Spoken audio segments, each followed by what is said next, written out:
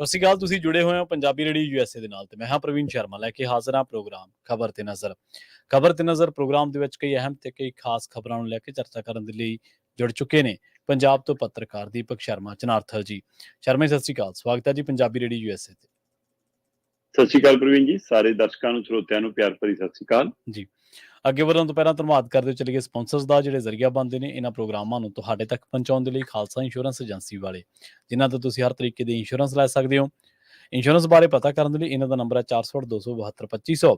ਇਹ 1992 ਤੋਂ 92 ਤੋਂ ਲਗਾਤਾਰ ਇੰਸ਼ੋਰੈਂਸ ਬਿਜ਼ਨਸ ਦੇ ਵਿੱਚ ਸ਼ਾਨਦਾਰ ਸੇਵਾਵਾਂ ਦੇ ਰਹੇ ਨੇ ਤੇ ਅਮਰੀਕਾ ਭਰ ਦੇ ਵਿੱਚ ਇੰਸ਼ੋਰੈਂਸ ਕਰਦੇ ਨੇ। ਓਬਾਮਾ ਕੇਅਰ, ਮੈਡੀਕੇਅਰ ਜਾਂ ਫਿਰ ਕਵਰਡ ਕੈਲੀਫੋਰਨੀਆ ਬਾਬਤ ਪਾਲਿਸੀ ਕਰਵਾਉਣ ਦੇ ਲਈ, ਸਲਾਹ ਲੈਣ ਦੇ ਲਈ ਅੱਜ ਹੀ ਕਾਲ ਕਰੋ 468-272-2500 ਤੇ। ਟਰਕੀਅਨ ਇਮੀਗ੍ਰੇਸ਼ਨ ਲਾ ਫਰਮ ਵਾਲੀ, ਜੇ ਟਰਕੀਅਨ ਟੋਨੀ ਟਰਕੀਅਨ ਦੇ ਨਾਲ ਤੁਸੀਂ ਯੂਐਸ ਇਮੀਗ੍ਰੇਸ਼ਨ ਬਾਬਤ ਕੋਈ ਵੀ ਸਲਾਹ ਕਰਨੀ ਹੈ ਤਾਂ ਇਹਨਾਂ ਦਾ ਨੰਬਰ ਹੈ 415-909-0503। ਗੁਰਦੀਪ ਸਿੰਘ ਬਿਰਦੀ ਕਲੋਵਸ, ਮਨਦੀਪ ਸਿੰਘ, ਸੰਦੀਪ ਕੌਰ ਸੈਨ ਹੋਜ਼ੇ, ਗੁਰਪਾਲ ਸਿੰਘ ਸੈਕਰਾਮੈਂਟੋ, ਜਿੰਦ ਕੌਰ ਬੇਕਰਸਫੀਲਡ, ਕਮਲਜੀਤ ਸਿੰਘ ਮੱਖਣ ਦੌਲਤਪੁਰੀਆ ਸੈਂਟਰਲ ਵੈਲੀ ਤੇ ਜੱਸੀ ਗਿੱਲ ਪਲੰਬਿੰਗ ਵਾਲੇ ਬੇਕਰਸਫੀਲਡ ਤੋਂ। ਇਹਨਾਂ ਸਾਰੇ ਹੀ ਸਪਾਂਸਰਸ ਦਾ ਬਹੁਤ ਬਹੁਤ ਧੰਨਵਾਦ। ਤੇ ਜੇਕਰ ਤੁਸੀਂ ਵੀ ਪੰਜਾਬੀ ਰੇਡੀਓ ਯੂਐਸਏ ਦੇ ਇਹਨਾਂ ਪ੍ਰੋਗਰਾਮਾਂ ਨੂੰ ਸਪਾਂਸਰ ਕਰਨਾ ਚਾਹੁੰਦੇ ਹੋ ਤਾਂ ਸਟੂਡੀਓ ਦਾ ਨੰਬਰ ਹੈ 468-272-5200। ਅੱਜ ਦਾ ਇਹ ਖਬਰ ਤੇ ਨਜ਼ਰ ਪ੍ਰੋਗਰਾਮ ਸਾਲ 2024 ਦੀ 25 ਜੂਨ ਦਾ ਪ੍ਰੋਗਰਾਮ ਹੈ ਤੇ ਦਿਨ ਅੱਜ ਮੰਗਲਵਾਰ ਹੈ। ਸ਼ਰਮਾ ਜੀ, ਖਬਰਾਂ ਦੀ ਸ਼ੁਰੂਆਤ ਕਰੀਏ ਅਕਾਲੀ ਦਲ ਦੇ ਸੰਕਟ ਤੋਂ। 2017 ਦੀਆਂ ਵਿਧਾਨ ਸਭਾ, 2019 ਦੀਆਂ ਲੋਕ ਸਭਾ, 2022 ਦੀਆਂ ਵਿਧਾਨ ਸਭਾ ਤੇ 2024 ਦੀਆਂ ਲੋਕ ਸਭਾ ਚੋਣਾਂ ਦੇ ਵਿੱਚ ਤਕੜੇ ਝਟਕੇ ਝੱਲਣ ਤੋਂ ਬਾਅਦ ਤੇ ਅੰਦਰੂਨੀ ਤੌਰ ਤੇ ਫੁੱਟ ਦਾ ਸ਼ਿਕਾਰ ਹੋਇਆ ਅਕਾਲੀ ਦਲ ਇੱਕ ਵਾਰ ਫਿਰ ਤੋਂ ਸੰਕਟ ਦੇ ਵਿੱਚ ਪ੍ਰਤੀਤ ਹੋ ਰਿਹਾ। ਕਿ ਅਕਾਲੀ ਦਲ ਦੇ ਵਿੱਚ ਸੁਖਬੀਰ ਦੀ ਕੁਰਸੀ ਡੋਲਣ ਲੱਗ ਪਈ ਹੈ ਜੀ? ਬਿਲਕੁਲ ਜੀ, ਸੁਖਬੀਰ ਦੀ ਕੁਰਸੀ ਨੂੰ ਕਈ ਵਾਰ ਹੱਥ ਪਿਆ ਜੀ, ਪਰ ਹਰ ਵਾਰ ਉਹ ਆਪਣੀ ਕੁਰਸੀ ਉਹਦਾ ਬਚਾਉਣ 'ਚ ਕਾਮਯਾਬ ਹੁੰਦੇ ਰਹੇ ਨੇ। ਹੁਣ ਇੱਕ ਵਾਰ ਫਿਰ ਅਕਾਲੀ ਦਲ ਫਾੜੀ ਹੁੰਦਾ ਨਜ਼ਰ ਆ ਰਿਹਾ। ਬੇਸ਼ੱਕ ਦੂਜੇ ਪਾਸੇ ਜਿਨ੍ਹਾਂ ਨੇ ਜਲੰਧਰ ਜਾ ਕੇ ਡੇਰੇ ਲਾਏ ਨੇ ਉਹਨਾਂ ਚੋਂ ਕਈ ਲੀਡਰ ਉਹ ਨੇ ਜਿਹੜੇ ਪਹਿਲਾਂ ਹੀ ਬਾਗੀ ਹੋ ਕੇ ਬੈਠ ਚੁੱਕੇ ਸੀ ਜਾਂ ਕਈ ਅਕਾਲੀ ਦਲ ਬਣਾਏ ਵੀ ਸੀ, ਹਨਾ। ਉਹ ਬਾਗੀ ਹੋ ਕੇ ਬੈਠਣ ਵਾਲਿਆਂ 'ਚ ਸੁੱਚਾ ਸਿੰਘ ਛੋਟਾਪੁਰ ਵੀ ਹੈ, ਬੀਬੀ ਜਗੀਰ ਕੌਰ ਵੀ ਹੈ, ਬਰਨਾਲਿਆਂ ਦਾ ਮੁੰਡਾ ਵੀ ਹੈ, ਢੀਂਡਸਿਆਂ ਦਾ ਮੁੰਡਾ ਵੀ ਹੈ। ਸੋ ਇਹ ਸਾਰੀ ਪ੍ਰਕਿਰਿਆ ਹੈਗੀ ਆ। ਪੰਜੋਲੀ ਵੀ ਉਹਦੇ ਵਿੱਚ ਹੈਗਾ, ਚੰਦੂ ਮਾਜਰਾ ਵੀ ਹੈਗਾ, ਜਿਹੜਾ ਕਿਸੇ ਸਮੇਂ ਵੱਖਰਾ ਅਕਾਲੀ ਦਲ, ਸ਼੍ਰੋਮਣੀ ਅਕਾਲੀ ਦਲ ਹਨਾ ਬਣਾ ਚੁੱਕੇ ਸੀਗੇ, ਹਨਾ। ਸੋ ਇਸ ਲਈ ਇਹ ਸਾਰੀ ਪ੍ਰਕਿਰਿਆ ਦੇ ਵਿੱਚ ਸੁਖਬੀਰ ਬਾਦਲ ਦੀ ਕੁਰਸੀ ਨੂੰ ਇਸ ਲਈ ਖਤਰਾ ਹੋ ਰਿਹਾ ਕਿ ਉਹਦੀ ਕਾਰਜਕਾਰਨੀ ਦੇ ਮੁੱਖ ਲੀਡਰ ਉੱਧਰ ਬੈਠੇ ਨੇ, ਉਹ ਅਕਾਲੀ ਦਲ ਦੇ ਨਾਮੀ ਚਿਹਰੇ ਉੱਧਰ ਬੈਠੇ ਨੇ ਤੇ ਉਹ ਦੋ ਚੀਜ਼ਾਂ ਦੀ ਗੱਲ ਕਰ ਰਹੇ ਨੇ ਕਿ ਇੱਕ ਤਾਂ ਜੀ ਕਿ ਸਾਡੀ ਪਾਰਟੀ ਦੇ ਅੰਦਰ ਸੁਣਵਾਈ ਨਹੀਂ ਹੁੰਦੀ ਹੁਣ, ਹਨਾ, ਸਮੀਖਿਆ ਨਹੀਂ ਹੁੰਦੀ, ਤੇ ਦੂਸਰਾ ਉਹ ਕਹਿੰਦੇ ਜੀ ਕਿ ਇਹ ਸੁਖਬੀਰ ਬਾਦਲ ਹੋਰਾਂ ਨੂੰ ਆਪਣੇ ਆਪ ਤਿਆਗ ਦੀ ਭਾਵਨਾ ਦਿਖਾਉਣੀ ਚਾਹੀਦੀ ਆ। ਮਤਲਬ ਸਿੱਧੀ ਜੀ ਗੱਲ ਆ ਕਿ ਕੁਰਸੀ ਤਿਆਗ ਕੇ ਸਾਨੂੰ ਦੇਣ। ਹਾਂ, ਬੇਸ਼ੱਕ ਸੁਖਬੀਰ ਬਾਦਲ ਨੇ ਪੈਰਲਲ ਕੱਲ ਚੰਡੀਗੜ੍ਹ 'ਚ ਆਪਣੀ ਬੈਠਕ ਬੁਲਾਈ ਸੀ ਜੀ, ਔਰ ਬੈਠਕ ਦੇ ਵਿੱਚ ਜ਼ਿਲ੍ਹਾ ਪ੍ਰਧਾਨ ਵੀ ਸ਼ਾਮਲ ਸੀ, ਭੁੰਦੜ ਹੋਰੀ, ਦਲਜੀਤ ਚੀਮਾ ਹੋਰੀ ਅਜੇ ਇੱਧਰ ਬੈਠੇ ਨੇ। ਸੋ ਇਸ ਲਈ ਇਹ ਕਹਿੰਦੇ ਕਿ ਨਹੀਂ ਜੀ, ਮੈਨੂੰ ਸਮਰਥਨ ਆ ਮੇਰੇ ਹਲਕਾ ਇੰਚਾਰਜਾਂ ਦਾ ਵੀ ਤੇ ਮੇਰੇ ਜ਼ਿਲ੍ਹਾ ਪ੍ਰਧਾਨਾਂ ਦਾ ਵੀ। ਤੇ ਉਧਰ ਜਿਹੜੀ ਲੰਬੀ ਲਿਸਟ ਸੀ ਉਹ 'ਚ ਮਲੂਕਾ ਹੋਰੀ ਵੀ ਸੀ, ਚੰਦੂ ਮਾਜਰਾ ਵੀ ਸੀ, ਰਖੜਾ ਵੀ ਸੀ, ਜਗੀਰ ਕੌਰ ਵੀ ਸੀ, ਕਿਰਨਜੋਤ ਕੌਰ ਵੀ ਸੀ, ਹਨਾ, ਇਸੇ ਤਰ੍ਹਾਂ ਚਰਨਜੀਤ ਬਰਾੜ ਵੀ ਸੀ, ਗੁਰਪ੍ਰਤਾਪ ਬਡਾਲਾ ਵੀ ਸੀ, ਹਰਿੰਦਰਪਾਲ ਟੌੜਾ ਵੀ ਸੀ, ਗਗਨਜੀਤ ਬਰਨਾਲਾ ਵੀ ਸੀ, ਪਰਮਜੀਤ ਲਾਂਡਰਾ ਵੀ ਸੀ, ਬੀਬੀ ਧਾਲੀਵਾਲ ਵੀ ਸੀ, ਪਰਵਿੰਦਰ ਢੀਂਡਸਾ ਵੀ ਸੀ, ਤੇ ਇਸੇ ਤਰ੍ਹਾਂ ਗਿਆਨੀ ਹਰਪ੍ਰੀਤ ਸਿੰਘ ਵੀ ਸੀ, ਸੁੱਚਾ ਸਿੰਘ ਛੋਟੇਪੁਰ ਵੀ ਸੀ, ਕਰਨੈਲ ਸਿੰਘ ਪੰਜੋਲੀ ਵੀ ਸੀ, ਸਵਰਨ ਸਿੰਘ ਫਲੋਰ ਵੀ ਸੀ। ਸੋ ਵੱਡੀ ਗਿਣਤੀ 'ਚ ਲੀਡਰ ਉੱਧਰ ਜੁੜੇ। ਠੀਕ ਹੈ ਜੀ। ਪਰ ਇਹ ਸਾਰੀ ਪ੍ਰਕਿਰਿਆ ਦੇ ਪਿੱਛੇ ਕੀ ਪੰਜਾਬ ਦੇ ਵਿੱਚ ਇੱਕ ਵੱਖਰਾ ਅਕਾਲੀ ਦਲ ਖੜਾ ਕਰਨ ਦੀ ਤਿਆਰੀ ਹੈ? ਕੀ ਇਹ ਉਹੀ ਢੀਂਡਸਿਆਂ ਵਾਲੀ ਕਹਾਣੀ ਦੁਹਰਾਉਣ ਦੀ ਕੋਸ਼ਿਸ਼ ਹੈ? ਫਿਰ ਇੱਕ ਵਾਰ ਫਿਰ ਹੁਣ ਉਹਦੇ ਨਾਲ ਲੀਡਰ 10 ਵੱਧ ਹੋ ਗਏ ਬਸ। ਹਾਂਜੀ, ਬਿਲਕੁਲ। ਕੀ ਉਹੀ ਪ੍ਰਕਿਰਿਆ ਸਿਰਫ, ਜਾਂ ਇਸ ਤੋਂ ਗਾਂ ਜੋ ਮਹਾਰਾਸ਼ਟਰ ਦੇ ਵਿੱਚ ਸ਼ਿਵ ਸੈਨਾ ਨਾਲ ਹੋਇਆ ਕੀ ਉਹ ਕਰਨ ਦੀ ਤਿਆਰੀ ਹੈ? ਸਹੀ, ਬਿਲਕੁਲ ਸਹੀ। ਕੀ ਸੁਖਬੀਰ ਬਾਦਲ ਵਾਲੇ ਗਰੁੱਪ ਤੋਂ ਹੁਣ ਉਹਨਾਂ ਦਾ ਚੋਣ ਨਿਸ਼ਾਨ ਤੱਕੜੀ ਵੀ ਖੋਇਆ ਜਾਊਗਾ? ਕੀ ਉਹ ਖੋ ਕੇ ਇੱਧਰ ਦਬਾਇਆ ਜਾਊਗਾ? ਕੀ ਹੁਣ ਇਹ ਲੜਾਈ ਅਦਾਲਤ ਤੱਕ ਜਾਊਗੀ? ਤੇ ਜਿਸ ਤਰ੍ਹਾਂ ਦਾ ਉੱਥੇ ਕੁਝ ਵਾਪਰਿਆ ਕਿ ਉਹੋ ਜਿਹਾ ਕੁਛ ਹੋਊਗਾ? ਭਾਜਪਾ ਡਾਇਰੈਕਟ ਨਾਲ ਉਹਦੇ ਵਿੱਚ ਸ਼ਾਮਲ ਹੋਣ ਦੀ ਬਜਾਏ ਭਾਜਪਾ ਦੀ ਸਹਿਯੋਗੀ ਟੀਮ 227 ਲਈ ਤਿਆਰ ਕੀਤੀ ਜਾ ਰਹੀ। ਸੋ ਇਹ ਸਾਰੀਆਂ ਚਰਚਾਵਾਂ ਪੰਜਾਬ 'ਚ ਜ਼ੋਰ ਫੜ ਗਈਆਂ, ਪਰ ਕਿਤੇ ਨਾ ਕਿਤੇ ਇਹਦੇ ਲਈ ਸੁਖਬੀਰ ਬਾਦਲ ਖੁਦ ਜ਼ਿੰਮੇਵਾਰ ਨੇ। ਜਦੋਂ ਝੁੰਦਾ ਹੋਰਾਂ ਦੀ ਕਮੇਟੀ ਬਣਾਈ ਉਹ ਤੋਂ ਉਹਦੀ ਰਿਪੋਰਟ ਤੇ ਗੌਰ ਹੀ ਨਹੀਂ ਕੀਤਾ, ਉਸਨੂੰ ਅਮਲੀ ਜਾਮਾ ਪਹਿਨਾਉਣ ਦੀ ਕੋਸ਼ਿਸ਼ ਨਹੀਂ ਕੀਤੀ। ਔਰ ਇਹ ਲਾਲਸਾ ਕਿ ਕੁਰਸੀ ਨਾਲ ਮਹੀਂ ਚਿੰਬੜਿਆ ਰਹਾ, ਜਦੋਂ ਕਿ ਇਹੀ ਲੀਡਰ ਜਿਹੜੇ ਅੱਜ ਬਾਗੀ ਬੈਠੇ ਨੇ, ਇਹਨਾਂ ਚੋਂ ਬਹੁ ਗਿਣਤੀ ਨੇ ਸੁਖਵੀਰ ਨੂੰ ਸਲਾਹ ਦਿੱਤੀ ਸੀ ਕਿ ਤੁਸੀਂ ਹੁਣ ਪਰਦੇ ਪਿੱਛੋਂ ਚਲਾਓ, ਤੁਸੀਂ RSS ਵਾਲੀ ਭੂਮਿਕਾ ਚ ਆ ਜਾਓ, ਤੁਸੀਂ ਸਾਨੂੰ ਪਰਦੇ ਪਿੱਛੋਂ ਚਲਾਓ ਤੇ ਇੱਧਰ ਜਿਹਨੂੰ ਮਰਜ਼ੀ ਮੂਹਰੇ ਲੀਡਰ ਬਣਾ ਕੇ ਚਿਹਰਾ ਮਾਰ ਕੇ ਪੇਸ਼ ਕਰੋ।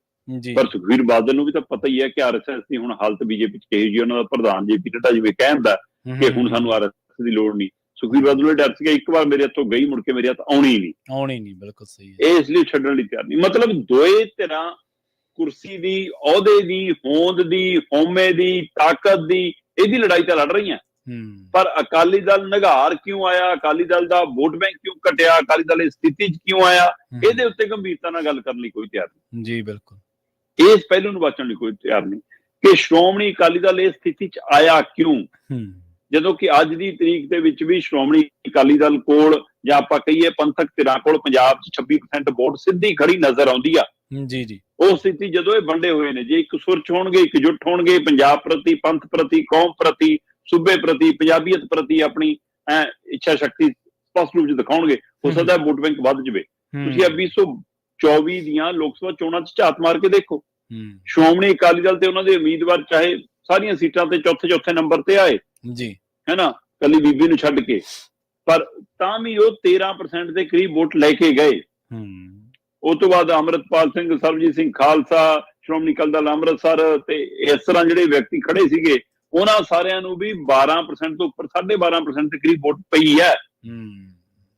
ਤੇ ਇਹਦਾ ਮਤਲਬ ਪੰਜਾਬ ਦੇ ਅੰਦਰ ਪੰਥਕ ਵੋਟ, ਅਕਾਲੀ ਦਲ ਵਾਲੀ ਵੋਟ, ਉਹ ਪਿੰਡ ਵਾਲੀ ਵੋਟ ਜਿਹੜੀ ਹੈਗੀ ਹੈ ਉਹ ਪਈ ਹੈ ਕਿਤੇ ਨਾ ਕਿਤੇ 26% ਅੱਜ ਦੀ ਤਰੀਕ 'ਚ ਵੀ। ਸੋ ਉਹ ਕੋਰ ਵੋਟ ਕਿਹਦੀ ਹੈ? ਸ਼੍ਰੋਮਣੀ ਅਕਾਲੀ ਦਲ ਦੀ। ਪਰ ਉਹ ਸ਼੍ਰੋਮਣੀ ਅਕਾਲੀ ਦਲ ਹੋਵੇ ਤਾਂ ਸਹੀ। ਜਦੋਂ ਬਾਦਲ ਦਲ ਬਣ ਗਿਆ, ਕਦੇ ਚੰਦੂ ਮਾਜਰਾ ਦਲ, ਕਦੇ ਟੋੜਾ ਦਲ, ਕਦੇ ਰਵਿੰਦਰ ਦਲ, ਕਦੇ ਢੀਂਡਸਾ ਦਲ, ਹੈਨਾ, ਸੋ ਜਦੋਂ ਏਦਾਂ ਵੰਡਿਆ ਗਿਆ ਤਾਂ ਉਹ ਵੀ ਪ੍ਰਕਿਰਿਆ। ਤੇ ਫਿਰ ਸ਼੍ਰੋਮਣੀ ਕਮੇਟੀ ਇੱਕ ਤੁਹਾਡੇ ਸ਼੍ਰੋਮਣੀ ਕਮੇਟੀ ਦੇ ਅਧੀਨ ਚੱਲਣੀ ਚਾਹੀਦੀ ਸੀ ਅਕਾਲੀ ਦਲ, ਪਰ ਅਕਾਲੀ ਦਲ ਹਾਵੀ ਹੋ ਰਿਹਾ ਸ਼੍ਰੋਮਣੀ ਕਮੇਟੀ ਤੇ, ਪੰਥਕ ਸਿਸਟਮ ਤੇ। ਬਿਲਕੁਲ ਸਹੀ। ਸੋ ਇਸ ਚੀਜ਼ ਨੇ ਵੀ ਸਵਾਲ ਖੜੇ ਕੀਤੇ ਆ। ਸੋ ਇਹ ਸਾਰੀ ਪ੍ਰਕਿਰਿਆ ਤੇ ਗੋਹ ਨਾਲ ਬਚਣ ਲਈ ਕੋਈ ਤਿਆਰ ਨਹੀਂ। ਬਸ ਕੱਲ ਚੰਡੀਗੜ੍ਹ 'ਚ ਇੱਕ ਬੈਠਕ ਕਰ ਲਈ, ਦੂਜੀ ਧਿਰ ਨੇ ਜਲੰਧਰ 'ਚ 4 ਘੰਟੇ ਬੈਠਕ ਕਰ ਲਈ। ਬੈਠਕ ਕਰਨ ਤੋਂ ਬਾਅਦ ਕਹਿੰਦੇ ਜੀ ਅਸੀਂ 1 ਜੁਲਾਈ ਨੂੰ ਜਾਵਾਂਗੇ ਅਕਾਲ ਤਖਤ ਸਾਹਿਬ, ਤੇ ਅਕਾਲ ਤਖਤ ਸਾਹਿਬ ਤੋਂ ਅਸੀਂ ਅਕਾਲੀ ਦਲ ਬਚਾਓ ਲਹਿਰ ਸ਼ੁਰੂ ਕਰਾਂਗੇ। ਮਤਲਬ ਜਿਹੜੇ ਚੰਦ ਮਹੀਨੇ ਪਹਿਲਾਂ ਪੰਜਾਬ ਬਚਾਓ ਯਾਤਰਾ ਕਰ ਰਹੇ ਸੀ, ਹੁਣ ਅਕਾਲੀ ਦਲ ਬਚਾਓ ਮੁਹਿੰਮ ਸ਼ੁਰੂ ਕਰਨਗੇ। ਸੋ ਅਕਾਲੀ ਦਲ ਬਚਾਓ ਮੁਹਿੰਮ ਹੈ ਜਾਂ ਕੁਰਸੀ ਖੋਹੋ ਮੁਹਿੰਮ ਤੇ ਕੁਰਸੀ ਬਚਾਓ ਮੁਹਿੰਮ ਹੈ। ਇੱਕ ਧਿਰ ਕੁਰਸੀ ਬਚਾਉਣ 'ਚ ਲੱਗੀ ਹੈ, ਇੱਕ ਧਿਰ ਕੁਰਸੀ ਮਤਲਬ ਬਚਾਉਣ 'ਚ ਲੱਗੀ ਹੈ। ਸੋ ਇਹ ਸਾਰੀ ਪ੍ਰਕਿਰਿਆ 'ਚ ਅਕਾਲੀ ਦਲ ਦੇ ਮਸਲੇ ਕਿੱਥੇ ਨੇ, ਉਹਨਾਂ ਦੀ ਆਪਣੀ ਰਵਾਇਤ ਵਾਲੇ ਮਸਲੇ ਕਿੱਥੇ ਨੇ, ਸਿਧਾਂਤ ਕਿੱਥੇ ਨੇ, ਇਹਦੇ ਉੱਤੇ ਅਜੇ ਕੋਈ ਮੰਥਨ ਨਹੀਂਗਾ। ਸੋ ਇਹੀ ਲੀਡਰ ਨੇ ਜਿਹੜੇ ਅੱਜ ਵੱਖਰੇ ਬੈਠ ਕੇ ਸੁਖਬੀਰ ਬਾਦਲ ਲਈ ਸਵਾਲ ਖੜੇ ਕਰ ਰਹੇ ਨੇ। ਇਹ ਭੁੱਲ ਜਾਂਦੇ ਨੇ ਕਿ ਪੰਜਾਬ ਨੇ ਤੁਹਾਨੂੰ ਵੀ ਨਾਲ ਹੀ ਨਕਾਰਿਆ ਹੈ। ਬਿਲਕੁਲ, ਤੁਹਾਨੂੰ ਵੀ ਇਕੱਲੇ, ਹੁਣ ਤੁਸੀਂ ਸਾਰੇ ਕੁਝ ਦੇ ਲਈ ਇਕੱਲੇ ਸੁਖਬੀਰ ਤੇ ਠਿਕਰਾ ਭੰਨ ਕੇ ਨਹੀਂ ਆ ਸਕਦੇ। ਸਾਰੀਆਂ ਮਲਾਈਆਂ ਖਾ ਕੇ, ਸਾਰਾ ਸਵਾਦ ਲੈ ਕੇ, ਸਾਰਾ ਕੁਝ ਰਹਿ ਕੇ, ਜੇ ਸੁਖਬੀਰ ਗੁਨਾਹਗਾਰ ਹੈ ਤੁਸੀਂ ਵੀ ਨਾਲ ਗੁਨਾਹਗਾਰ ਹੋ। ਸੋ ਇਸ ਲਈ ਇਹ ਸਾਰਿਆਂ ਨੂੰ, ਜਦੋਂ ਤੱਕ ਸ਼੍ਰੋਮਣੀ ਅਕਾਲੀ ਦਲ ਨੂੰ ਮੁੜ ਸੁਰਜੀਤ ਕਰਨ ਵਾਲੇ ਪਹਿਲੂ ਤੇ ਨਹੀਂ ਆਉਂਦੇ, ਕੱਲੀ ਕੁਰਸੀ ਖੋਣ ਦਾ ਮਸਲਾ ਨਹੀਂ, ਕੁਰਸੀਆਂ ਛੱਡਣ ਦਾ ਮਸਲਾ ਇੱਥੇ ਜੀ, ਕੱਲੀ ਇੱਕ ਕੁਰਸੀ ਛੱਡਣ ਦਾ ਮਸਲਾ ਨਹੀਂਗਾ। ਸੋ ਇਹ ਸਾਰੇ ਲਾਂਭੇ ਹੋ ਕੇ ਮੁੜ ਕੇ ਨਵੀਂ ਪਨੀਰੀ ਨੂੰ, ਨਵੀਂ ਧਿਰ ਨੂੰ, ਨਵੀਂ ਸੋਚ ਨੂੰ ਔਰ ਆਪਣੀ ਪੰਥਕ ਰਵਾਇਤ ਨੂੰ, ਆਪਣੀ ਪੰਜਾਬੀਅਤ ਦੀ ਰਵਾਇਤ ਨੂੰ ਵਾਪਸ ਲੈ ਕੇ ਨਹੀਂ ਆਉਂਦੇ, ਤਦ ਤੱਕ ਅਜੇ ਲੋਕਾਂ ਦਾ ਭਰੋਸਾ ਜਿੱਤਣਾ ਬਹੁਤ ਔਖਾ ਹੈ। ਇਹਦੇ ਵਿੱਚੋਂ ਜੇ ਫਾਇਦਾ ਚੁੱਕੋ ਤਾਂ BJP ਨੂੰ ਫਾਇਦਾ ਚੁੱਕਣ ਦਾ ਮੌਕਾ ਮਿਲ ਜਾਣਾ। ਬਿਲਕੁਲ ਜੀ। ਨਾਲੇ ਸ਼ਰਮਾ ਜੀ, ਜਿਹੜਾ ਦੂਜਾ ਅਕਾਲੀ ਦਲ ਆ ਨਾ, ਜਿਹੜੇ ਜਲੰਧਰ ਤੁਸੀਂ ਕਿਹਾ ਕਿ ਜਿਹੜੇ ਚੋਣ ਨਿਸ਼ਾਨ ਲਈ ਹੁਣ ਅਦਾਲਤ ਵੀ ਜਾ ਸਕਦੇ ਆ, ਇਹਨਾਂ ਨੇ ਕਿਹਾ ਵੀ ਅਸੀਂ ਜਿਹੜੀਆਂ ਅਤੀਤ 'ਚ ਹੋਈਆਂ ਗਲਤੀਆਂ ਉਹਦੇ ਤੇ ਕੰਮ ਕਰਾਂਗੇ। ਹੁਣ ਕੰਮ ਕਿੰਨਾ ਕਰਦੇ ਆ, ਜਿਵੇਂ ਤੁਸੀਂ ਕਿਹਾ ਵੀ ਨਾਲ ਹੀ ਸੀ, ਸਿਧਾਂਤ ਵਾਲੀ ਗੱਲ ਹੈ ਜਾਂ ਸਾਰੀਆਂ, ਕੋਈ ਉਹ ਤਾਂ ਨਾਲ ਹੀ ਸੀਗਾ ਸਾਰਾ ਕੁਛ, ਉਦੋਂ ਤਾਂ ਹਮ ਹੀ ਸੀ ਇਹ ਬਾਦਲ ਪਰਿਵਾਰ ਬਿਨਾਂ ਤਾਂ ਚੱਲ ਨਹੀਂ ਸਕਦਾ। ਅੱਜ ਹੁਣ ਸੰਕਟ ਨਜ਼ਰ ਆ ਰਿਹਾ ਤੇ ਸਾਰਾ ਕੁਛ ਹੀ ਜਿਹੜੀਆਂ ਉਹ ਘਾਟਾਂ ਉਣਤਾਈਆਂ ਵੀ ਦਿਖ ਰਹੀਆਂ ਨੇ। ਅਗਲੀ ਖਬਰ ਦੇ ਵੱਲ ਵਧੀਏ ਤੇ ਪਿਛਲੇ ਦਿਨਾਂ ਦੇ ਵਿੱਚ ਜਿਹੜਾ ਦਰਬਾਰ ਸਾਹਿਬ ਦੇ ਵਿੱਚ ਯੋਗਾ ਕਰਕੇ ਗਈ ਸੀ ਇੱਕ ਬੀਬੀ, ਉਸ ਮਾਮਲੇ ਦੇ ਵਿੱਚ ਸੋਸ਼ਲ ਮੀਡੀਆ ਤੇ ਤਰ੍ਹਾਂ ਦੀ ਬਹਿਸ ਵੀ ਹੋਈ ਤੇ ਉਹਦੇ ਤੇ ਪੁਲਿਸੀਆ ਕਾਰਵਾਈ ਵੀ ਹੋਈ, ਪਰਚਾ ਵੀ ਦਰਜ ਹੋਇਆ। ਹੁਣ ਦਰਬਾਰ ਸਾਹਿਬ ਦੇ ਵਿੱਚ ਕਹਿੰਦੇ ਫੋਟੋਗ੍ਰਾਫੀ ਤੇ ਵੀਡੀਓਗ੍ਰਾਫੀ ਪੂਰੀ ਤਰ੍ਹਾਂ ਦੇ ਨਾਲ ਪਾਬੰਦ ਆ, ਬੈਨ ਕਰ ਦਿੱਤੀ ਗਈ। ਦੇਖੋ, ਇਹ 3 ਪਹਿਲੂ ਨੇ ਇਸ ਘਟਨਾਕ੍ਰਮ ਦੇ ਜੀ। ਇੱਕ ਪਹਿਲੂ ਹੈਗਾ ਕਿ ਅਰਚਨਾ ਮੁਕਵਾਨਾ ਨਾਂ ਦੀ ਕੁੜੀ ਦਰਬਾਰ ਸਾਹਿਬ ਆਈ ਤੇ ਉਹਨੇ 5-7 ਸਕਿੰਟ ਦੀ ਯੋਗਾ ਕਰਨ ਵਾਲੇ ਐਂਗਲਾਂ ਦੀਆਂ ਫੋਟੋਆਂ ਖਿਚਾਈਆਂ ਤੇ ਸੋਸ਼ਲ ਮੀਡੀਆ ਤੇ ਪਾਤੀਆਂ ਜੀ। ਉਸ ਤੋਂ ਬਾਅਦ ਇਹ ਮਸਲਾ ਖੜਾ ਹੁੰਦਾ। ਇਹ ਪਹਿਲੇ ਪਹਿਲੂ ਨੂੰ ਜੇ ਸਮਝਣਾ ਹੋਵੇ, ਕੀ ਅਰਚਨਾ ਮਕਵਾਨਾ ਨੇ ਇਹ ਗਲਤੀ ਅਨਭੋਲ ਪਲੇ 'ਚ ਕੀਤੀ ਹੈ? ਕੀ ਉਸਨੇ ਬੜੀ ਸੋਚੀ ਸਮਝੀ ਸਾਜ਼ਿਸ਼ ਤਹਿਤ ਸ਼ਰਾਰਤ ਕੀਤੀ ਹੈ? ਕੀ ਉਸਨੇ ਆਪਣੇ ਆਪ ਨੂੰ ਮਸ਼ਹੂਰ ਹੋਣ ਲਈ ਇਸ ਘਟਨਾ ਨੂੰ ਅੰਜਾਮ ਦਿੱਤਾ? ਕੀ ਉਸਨੇ ਸਿੱਖ ਪੰਥ ਨੂੰ ਨਵੇਂ ਵਿਵਾਦਾਂ 'ਚ ਪਾਉਣ ਦੇ ਲਈ ਇਸ ਘਟਨਾ ਨੂੰ ਅੰਜਾਮ ਦਿੱਤਾ? ਬਿਲਕੁਲ ਸਹੀ। ਜਾਂ ਇਹ ਇੱਕ ਰੂਟੀਨ ਵਰਤਾਰੇ ਦੇ ਵਿੱਚ ਵੱਖ-ਵੱਖ ਐਂਗਲਾਂ ਤੋਂ ਆਉਂਦੇ ਨੇ ਲੋਕ, ਫੋਟੋਆਂ ਖਿਚਾਉਂਦੇ ਨੇ, ਉਹਨਾਂ ਚੋਂ ਉਹ ਫੋਟੋ ਖਿਚਾ ਲਈ ਤੇ ਧੰਨਵਾਦ। ਮਤਲਬ ਇਹ ਪਹਿਲੇ ਘਟਨਾ ਦਾ ਇਹ ਪਸਾਰਾ ਹੈਗਾ। ਅਰਚਨਾ ਮਕਵਾਨਾ ਗੁਜਰਾਤ ਵਾਪਸ ਜਾਂਦੀ ਹੈ ਤੇ ਕਹਿੰਦੀ ਹੈ ਮੈਨੂੰ ਧਮਕੀਆਂ ਮਿਲ ਰਹੀਆਂ ਹੁਣ ਜਾਨ ਤੋਂ ਮਾਰਨ ਦੀਆਂ, ਰੇਪ ਦੀਆਂ। ਜੀ। ਤੇ ਸ਼੍ਰੋਮਣੀ ਗੁਰਦੁਆਰਾ ਪ੍ਰਬੰਧਕ ਕਮੇਟੀ ਦੇ ਨੁਮਾਇੰਦਿਆਂ ਨੇ ਚੇਚੇ ਤੌਰ ਤੇ ਬੀਬੀ ਨੂੰ ਸੰਬੋਧਨ ਕਰਕੇ ਕਿਹਾ ਕਿ ਬੀਬੀ, ਇਹ ਸਿੱਖ ਰਵਾਇਤ ਨਹੀਂ ਹੈ ਕਿਸੇ ਨੂੰ ਏਦਾਂ ਧਮਕੀਆਂ ਦੇਣਾ, ਇਹ ਸਾਡੀ ਲਿਆਕਤ ਨਹੀਂ ਹੈ, ਇਹ ਸਾਡਾ ਵਿਸ਼ਾ ਨਹੀਂ ਹੈ। ਅਸੀਂ ਤੈਨੂੰ ਕੋਈ ਮੰਦਾ ਚੰਗਾ ਬੋਲ ਨਹੀਂ ਬੋਲਿਆ, ਅਸੀਂ ਆਪਣੀ ਕਾਨੂੰਨੀ ਪ੍ਰਕਿਰਿਆ ਦੇ ਤਹਿਤ ਆਪਣੀ ਮਰਿਆਦਾ ਭੰਗ ਹੋਣ ਦੇ ਹਵਾਲੇ ਨਾਲ ਅਸੀਂ ਕਾਨੂੰਨੀ ਪ੍ਰਕਿਰਿਆ ਤਹਿਤ ਕਾਰਵਾਈ ਕੀਤੀ ਹੈ ਜੀ। ਜਿਹੜੇ ਤੇਰੇ ਖਿਲਾਫ ਹੈ ਜੀ ਮੰਦੀ ਭਾਸ਼ਾ ਬੋਲਦੇ ਆ, ਕੁਝ ਮੰਦਾ ਊਚ ਨੀਚ ਬੋਲਦੇ, ਤੂੰ ਵੀ ਇਹਨਾਂ ਦੇ ਖਿਲਾਫ ਐਫਆਈਆਰ ਕਰਾ ਦੇ, ਸਾਨੂੰ ਕੋਈ ਮਸਲਾ ਨਹੀਂ। ਇਸ ਲਈ ਇਹਦਾ ਮਤਲਬ ਇੱਕ ਕੁਤਾਹੀ ਬੀਬੀ ਕਰ ਗਈ ਤੇ ਦੂਈ ਕੁਤਾਹੀ ਅਸੀਂ ਸੋਸ਼ਲ ਮੀਡੀਆ ਤੇ ਉਹਦੇ ਥੱਲੇ ਜੋ ਰੂਲ ਜ਼ਰੂਰ ਲਿਖਦੇ ਆ ਉਹ ਕਰ ਰਹੇ ਆ। ਮਤਲਬ ਜੇ ਉਹਨੇ ਗਲਤੀ ਕੀਤੀ ਹੈ ਤਾਂ ਸਾਨੂੰ ਉਸ ਚੀਜ਼ ਨੂੰ ਫੈਲਾਉਣ ਤੋਂ ਵੀ ਬਚਣਾ ਚਾਹੀਦਾ ਤੇ ਆਪਣੇ ਸ਼ਬਦਾਂ ਤੇ ਵੀ ਕੰਟਰੋਲ ਰੱਖਣਾ ਚਾਹੀਦਾ। ਪਰ ਅਰਚਨਾ ਮਕਵਾਨਾ ਇਹਨਾਂ ਧਮਕੀਆਂ ਦੇ ਹਵਾਲੇ ਨਾਲ ਗੁਜਰਾਤ ਤੋਂ ਸੁਰੱਖਿਆ ਛਤਰੀ ਰਹਿ ਗਈ। ਹਾਂਜੀ ਪੁਲਿਸ ਉਹਨੂੰ ਪੁਲਿਸ ਸੁਰੱਖਿਆ ਮਿਲ ਗਈ। ਮੈਂ ਤਾਂ ਹੀ ਇਹ ਸਵਾਲ ਖੜਾ ਕਰ ਰਿਹਾ ਕਿ ਕੀ ਉਹਦਾ ਮਸਲਾ ਸਿਰਫ ਮਸ਼ਹੂਰ ਹੋਣਾ, ਵਿਵਾਦ ਖੜਾ ਕਰਕੇ ਮੁੱਖ ਧਾਰਾ ਚ ਆਉਣਾ?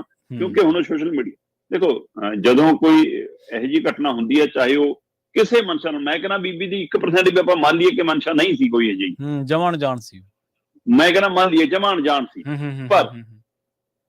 ਪਰ ਉਹਦਾ ਪੁਰਾਣਾ ਟਰੈਕ ਰਿਕਾਰਡ ਦੱਸਦਾ ਕਿ ਉਹ ਰਾਜਨੀਤਿਕ ਤਰ੍ਹਾਂ ਦੇ ਆਲੇ ਦੁਆਲੇ ਵਿਚਰਦੀ ਰਹੀ ਹੈ। ਬਿਲਕੁਲ ਸਹੀ ਹੈ ਜੀ। ਉਹ ਕੰਗਣਾ ਨਾਲ ਵੀ ਉਹਦੀਆਂ ਫੋਟੋਆਂ, ਭਾਜਪਾ ਵਾਲੇ ਉਹ ਪਰਨੇ ਪਾ ਕੇ ਬੈਠੀਆਂ ਬੀਬੀਆਂ, ਉਹਨਾਂ 'ਚ ਵੀ ਉਹ ਬੈਠੀ ਹੈ। ਸੋ ਇੱਥੇ ਆ ਕੇ ਸਵਾਲ ਖੜਾ ਹੁੰਦਾ। ਇਹਦਾ ਮਤਲਬ ਉਹ ਉਹੀ ਨਹੀਂ ਫਿਰ ਇੱਥੇ ਆਈ। ਜੇ ਉਹਨੇ 21 ਤਰੀਕ ਨੂੰ ਯੋਗਾ ਕਰਨਾ ਸੀ ਔਰ ਦਰਬਾਰ ਸਾਹਿਬ 'ਚ ਯੋਗਾ ਕਰਨਾ ਸੀ, ਮੈਂ ਕਹਿੰਦਾ ਉਹਦੀ ਮਨ ਦੀ ਇੱਛਾ ਸੀ ਕਿ ਹਾਂ ਮੈਂ ਇੱਥੇ ਯੋਗਾ ਕਰਾਂ, ਤੇ ਉਹਨੇ ਫਿਰ ਜੇ ਚਟਾਈ ਵਿਛਾਈ ਹੁੰਦੀ ਤਾਂ ਫਿਰ 5 ਸਕਿੰਟ 'ਚ ਹੁੰਦਾ ਯੋਗਾ। ਹਾਂਜੀ ਸਹੀ ਹੈ, ਬਿਲਕੁਲ। ਫਿਰ ਕਰਦੀ ਤਸੱਲੀ ਨਾਲ, ਫਿਰ ਦੇਖਦੀ, ਕਹਿੰਦੀ ਮੈਨੂੰ ਕਿਸੇ ਨੇ ਰੋਕਿਆ ਨਹੀਂ ਕਿ ਬੀਬੀ ਤੂੰ ਪੁੱਛਿਆ ਵੀ ਕਿਹਨੂੰ ਸੀ? ਸਹੀ ਜੀ। ਸਵਾਲ ਤਾਂ ਹੈ ਨਾ, ਤੁਸੀਂ ਪੁੱਛਿਆ ਵੀ ਨਹੀਂ ਕਿਸੇ ਨੂੰ। ਤੁਸੀਂ ਕੋਈ ਸੂਚਨਾ ਕੇਂਦਰ ਗਏ, ਤੁਸੀਂ ਸ਼੍ਰੋਮਣੀ ਕਮੇਟੀ ਦੇ ਨੁਮਾਇੰਦਿਆਂ ਨੂੰ ਪੁੱਛਿਆ, ਤੇ ਸੁਰੱਖਿਆ 'ਚ ਖੜੇ ਨੁਮਾਇੰਦਿਆਂ ਨੂੰ ਵੀ ਪੁੱਛਿਆ। ਸੋ ਤੁਸੀਂ ਸਿਰਫ ਫੋਟੋ ਖਿਚਾਈ ਹੈ, ਤੁਸੀਂ ਯੋਗਾ ਨਹੀਂ ਕੀਤਾ। ਤੂੰ ਯੋਗਾ ਦੇ ਐਂਗਲਾਂ ਦੀ ਫੋਟੋ ਖਿਚਾਈ ਹੈ। ਜੇ ਯੋਗਾ ਹੀ ਕਰਨਾ ਸੀ, ਤੂੰ ਦਰਬਾਰ ਸਾਹਿਬ ਪੁੱਛਦੀ, ਤੈਨੂੰ ਇਨਕਾਰ ਹੁੰਦਾ, ਤੂੰ ਜਾ ਕੇ ਕਿਸੇ ਪਾਰਕ 'ਚ ਬਹਿ ਜਾਂਦੀ। ਅੰਮ੍ਰਿਤਸਰ ਦੇ 36 ਪਾਰਕਾਂ 'ਚ ਹੋਇਆ ਉਦਣ, ਪਰ ਤੂੰ ਉੱਥੇ ਫੋਟੋ ਖਿਚਾ ਕੇ ਵੀਡੀਓ ਪਾਉਣ ਆਈ ਸੀ। ਸੋ ਹੁਣ ਉਹ ਅਣਪੂਰਨ ਭਲੇ ਸੀ, ਉਹ ਪਲੈਨਿੰਗ ਸੀ, ਉਹ ਸਾਜ਼ਿਸ਼ ਸੀ। ਇਹ ਹੁਣ ਪੁਲਿਸ ਕਹਿੰਦੀ ਦੂਜਾ ਪੜਾਅ ਇਹਦਾ ਇਹ ਹੈ ਕਿ ਪੁਲਿਸ ਕਹਿੰਦੀ ਅਸੀਂ ਸਿੱਧੀ ਗ੍ਰਿਫਤਾਰ ਤਾਂ ਨਹੀਂ ਉਹਨੂੰ ਕਰ ਰਹੇ। ਠੀਕ ਹੈ ਜੀ। ਅੰਮ੍ਰਿਤਸਰ ਦੀ ਪੁਲਿਸ ਕਹਿੰਦੀ, ਉੱਥੋਂ ਦੇ ਜਿਹੜੇ ਅਧਿਕਾਰੀ ਨੇ ਉਹਨਾਂ ਨੇ ਬਕਾਇਦਾ ਬਿਆਨ ਜਾਰੀ ਕੀਤਾ ਕਿ ਅਸੀਂ ਬੀਬੀ ਨੂੰ ਤਲਬ ਕਰ ਰਹੇ ਹਾਂ, ਬੀਬੀ ਨੂੰ ਸੱਦਾਂਗੇ, ਉਹਦਾ ਪੱਖ ਸੁਣਾਂਗੇ, ਉਹਦੀ ਦਲੀਲ ਸੁਣਾਂਗੇ, ਸਾਡੇ ਕੋਲ FIR ਦਰਜ ਹੈ, ਤੇ ਉਹਦੇ ਜਵਾਬਾਂ ਦੇ ਉੱਤੇ ਜੇ ਸਾਨੂੰ ਤਸੱਲੀ ਨਾ ਹੋਈ ਫਿਰ ਅਸੀਂ ਗ੍ਰਿਫਤਾਰੀ ਵੀ ਪਾ ਸਕਦੇ ਹਾਂ ਜੀ, ਨਹੀਂ ਫਿਰ ਅਸੀਂ ਕਾਨੂੰਨੀ ਪ੍ਰਕਿਰਿਆ ਤਹਿਤ ਕਾਰਵਾਈ ਕਰਾਂਗੇ। ਸੋ ਦੂਜਾ ਪੜਾਅ ਇਸ ਘਟਨਾ ਦਾ ਇੱਥੇ ਖੜਾ ਹੈ। ਤੀਜਾ ਪੜਾਅ, ਸ਼੍ਰੋਮਣੀ ਕਮੇਟੀ ਨੂੰ ਹੁਣ ਇਸ ਮਸਲੇ ਤੇ ਗੰਭੀਰਤਾ ਨਾਲ ਸੋਚਣਾ ਪੈਣਾ ਹੈ ਕਿ ਜਿਹੜੇ ਲੋਕ ਸੱਚਖੰਡ ਸ੍ਰੀ ਦਰਬਾਰ ਸਾਹਿਬ ਆਉਂਦੇ ਨੇ, ਉਹ ਵੱਖ-ਵੱਖ ਭਾਸ਼ਾਵਾਂ ਵਾਲੇ ਨੇ, ਵੱਖ-ਵੱਖ ਸੂਬਿਆਂ ਵਾਲੇ ਨੇ, ਵੱਖ-ਵੱਖ ਧਰਮਾਂ ਵਾਲੇ ਨੇ, ਵੱਖ-ਵੱਖ ਖਿੱਤਿਆਂ ਵਾਲੇ ਨੇ, ਵੱਖ-ਵੱਖ ਬੋਲੀਆਂ ਵਾਲੇ ਨੇ। ਉਹ ਸਾਰੇ ਸਿੱਖ ਮਰਿਆਦਾ ਤੋਂ, ਗੁਰੂ ਘਰ ਦੀ ਮਰਿਆਦਾ ਤੋਂ, ਪੰਥਕ ਰਵਾਇਤਾਂ ਤੋਂ ਜਾਣੂ ਨਹੀਂ ਹੈਗੇ ਜੀ। ਕੀ ਐਂਟਰੀ ਗੇਟ ਦੇ ਉੱਤੇ ਹੀ, ਕੀ ਦਰਸ਼ਨੀ ਡਿਊਟੀ 'ਚ ਦਾਖਲ ਹੋਣ ਤੋਂ ਪਹਿਲਾਂ ਹੀ ਅਜਿਹਾ ਕੋਈ ਸਕਰੀਨ ਤੇ ਚੱਲਣਾ ਚਾਹੀਦਾ ਹੈ, ਅਜਿਹਾ ਕੋਈ ਪਾਠ ਪੜਾਇਆ ਜਾਣਾ ਚਾਹੀਦਾ ਤਾਂ ਕਿ ਉਹਨਾਂ ਨੂੰ ਸਾਰੀ ਜਾਣਕਾਰੀ ਹੋਵੇ। ਕੀ ਇਸ ਦੀ ਦੇਖੋ, ਜਿਹੜਾ ਸਿੱਖ ਪਰਿਵਾਰ 'ਚ ਜਨਮਿਆ ਜਾਂ ਪੰਜਾਬ 'ਚ ਜਨਮਿਆ, ਪੰਜਾਬੀ ਪਰਿਵਾਰਾਂ 'ਚ ਜਨਮਿਆ, ਉਹਨਾਂ ਨੂੰ ਗੁਰੂ ਘਰਾਂ ਦੀ ਮਰਿਆਦਾ ਪਤਾ। ਵੈਸੇ ਤਾਂ ਹਰ ਧਾਰਮਿਕ ਸਥਾਨ ਦੀ ਇੱਕ ਮਰਿਆਦਾ ਹੈ। ਮਤਲਬ ਸ਼੍ਰੋਮਣੀ ਕਮੇਟੀ ਨੇ ਜੇ ਕਿਹਾ ਕਿ ਇਹ ਯੋਗ ਇੱਥੇ ਕਰਨਾ ਗਲਤ ਸੀ, ਤਾਂ ਉਹਨਾਂ ਨੇ ਇਹ ਨਹੀਂ ਕਿਹਾ ਕਿ ਯੋਗ ਇਹ ਗਲਤ ਹੈ। ਉਹ ਕਹਿੰਦੇ ਕਿ ਸਾਡੀ ਰਵਾਇਤ ਦੇ ਅਨੁਸਾਰ ਇੱਥੇ ਨਹੀਂ ਕੀਤਾ ਜਾ ਸਕਦਾ। ਸੋ ਇਸ ਲਈ ਇਹ ਜਾਣੂ ਕਰਾਉਣ ਦੇ ਲਈ ਵੀ ਇੱਕ ਪਹਿਲੂ ਤੇ ਹੁਣ ਕੰਮ ਕਰਨ ਦੀ ਲੋੜ ਹੈ। ਸ਼੍ਰੋਮਣੀ ਕਮੇਟੀ ਨੇ ਦੁਬਾਰਾ ਆਪਣੇ ਨਿਯਮਾਵਲੀ ਦੇ ਹਵਾਲੇ ਨਾਲ ਜਾਣਕਾਰੀਆਂ ਜਨਤਕ ਕੀਤੀਆਂ, ਜਿਹਦੇ ਵਿੱਚ ਉਹਨਾਂ ਨੇ ਪਹਿਲਾਂ ਵੀ ਸਮੇਂ-ਸਮੇਂ ਉਹ ਕਹਿੰਦੇ ਰਹੇ ਨੇ, ਉੱਥੇ ਬਕਾਇਦਾ ਗੇਟ ਦੇ ਉੱਤੇ ਕਿਹਾ ਵੀ ਜਾਂਦਾ ਕਿ ਭਾਈ ਕੋਈ ਅੰਦਰ, ਕਿਉਂਕਿ ਜਦੋਂ ਹੋਰਨਾਂ ਸੂਬਿਆਂ ਵਾਲੇ ਆਉਂਦੇ ਨੇ ਤਾਂ ਪਤਾ ਹੁੰਦਾ ਕਿ ਕਈ ਬੀੜੀ ਸਿਗਰਟ ਜਰਦਾ ਵਾਲੇ ਨੇ, ਉਹਨੂੰ ਕਹਿ ਜਾਂਦਾ ਕਿ ਭਾਈ ਆਪਣੀਆਂ ਖਾਣ ਪੀਣ ਵਾਲੀ ਨਸ਼ੀਲੀਆਂ ਚੀਜ਼ਾਂ, ਤੰਬਾਕੂ ਚੀਜ਼ਾਂ ਬਾਹਰ ਛੱਡ ਕੇ ਜਾਓ, ਹੈ ਨਾ। ਜਿਵੇਂ ਜੋੜਾ ਘਰ ਬਣਿਆ ਕਿ ਭਾਈ ਜੋੜੇ ਉੱਥੇ ਜਮਾ ਕਰਾਓ, ਗਠਰੀ ਘਰ ਬਣਿਆ ਫਾਲਤੂ ਸਮਾਨ ਨਹੀਂ ਲੈ ਕੇ ਆਉਣਾ, ਸਮਾਨ ਉੱਥੇ ਜਮਾ ਕਰਾਓ, ਟੈ ਟੂਟੀਆਂ ਲੱਗੀਆਂ ਹੱਥ ਤੋਂ ਭਾਈ ਪੈਰ ਧੋਵੋ। ਉਸੇ ਤਰ੍ਹਾਂ ਇਹ ਸਿਗਰਟ ਬੀੜੀ ਜਰਦਾ ਨਸ਼ੀਲੇ ਪਦਾਰਥ ਚਿਉਂਗਮ ਜੇ ਉਹ ਬਬਲ ਕਮ, ਇਹ ਸਾਰਾ ਕੁਝ ਬਾਹਰ ਛੱਡੋ। ਉਸ ਤੋਂ ਬਾਅਦ ਹੁਣ ਸ਼੍ਰੋਮਣੀ ਕਮੇਟੀ ਕਹਿੰਦੀ ਕਿ ਭਾਈ ਧਿਆਨ ਰੱਖਿਓ ਅੰਦਰ ਤੂੰ ਪਲੀਆਂ ਐਨਕਾਂ ਵੀ ਲਾ ਕੇ ਨਹੀਂ ਜਾਣਾ, ਠੀਕ ਹੈ ਨਾ ਭਾਈ ਤੁਸੀਂ ਕੋਈ ਅੰਦਰ ਹੁਣ ਫੋਟੋਗ੍ਰਾਫੀ ਵੀਡੀਓਗ੍ਰਾਫੀ ਵੀ ਨਹੀਂ ਕਰਨੀ। ਦਰਬਾਰ ਸਾਹਿਬ ਦੇ ਅੰਦਰ ਸਰੋਵਰ ਦੇ ਆਲੇ ਦੁਆਲੇ ਵਾਲੀ ਪ੍ਰਕਰਮਾ ਦੇ ਵਿੱਚ ਹੁਣ ਵੀਡੀਓਗ੍ਰਾਫੀ ਤੇ ਫੋਟੋਗ੍ਰਾਫੀ ਬੈਨ, ਠੀਕ ਹੈ ਜੀ। ਨਵੇਂ ਹੁਕਮਾਂ ਦੇ ਹਵਾਲੇ ਨਾਲ ਫੋਟੋਗ੍ਰਾਫੀ ਵੀਡੀਓਗ੍ਰਾਫੀ ਬੈਨ ਹੈ। ਜੇ ਕੋਈ ਅਚੇਚ ਦੇ ਤੌਰ ਤੇ ਇਹ ਕਰਨੀ ਵੀ ਪਵੇ ਤਾਂ ਤੁਹਾਨੂੰ ਉਹਦੇ ਲਈ ਸੈਕਟਰੀ ਕੋਲੋਂ, ਸੂਚਨਾ ਕੇਂਦਰ ਕੋਲੋਂ, ਸ਼੍ਰੋਮਣੀ ਕਮੇਟੀ ਦੇ ਪ੍ਰਧਾਨ ਕੋਲੋਂ, ਉਹਨਾਂ ਦੇ ਨੁਮਾਇੰਦਿਆਂ ਕੋਲੋਂ ਮਨਜ਼ੂਰੀ ਲੈਣੀ ਪਊਗੀ, ਆਫੀਸ਼ੀਅਲੀ ਮਨਜ਼ੂਰੀ ਲੈਣੀ ਪਊਗੀ, ਤਾਂ ਤੁਸੀਂ ਇਸ ਨੂੰ ਅੰਜਾਮ ਦੇ ਸਕਦੇ ਹੋ, ਨਹੀਂ ਇਹ ਸਾਰਾ ਕੁਝ ਬੈਨ।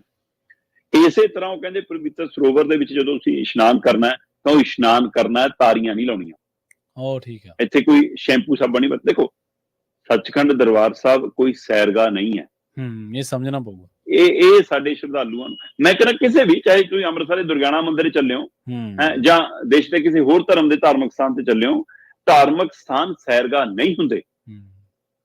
ਇਸ ਨੂੰ ਮੰਨਣਾ, ਸਾਡੇ ਲੋਕਾਂ ਨੇ ਨਾ 2 in 1 ਵਾਲਾ ਸਿਸਟਮ ਅਪਣਾ ਲਿਆ ਕਿ ਚਲੋ ਨਾਲੇ ਧਾਰਮਿਕ ਥਾਂ ਮੱਥਾ ਟੇਕ ਕੇ ਆਵਾਂਗੇ, ਨਾਲੇ ਘੁੰਮਣ ਦਾ ਘੁੰਮਣ ਹੋ ਜਾਊਗਾ। ਉਹ ਘੁੰਮਣ ਫਿਰ ਨਾਲੇ ਚੱਕਰ ਨਹੀਂ, ਫੋਟੋਗ੍ਰਾਫੀ ਕਰਾ।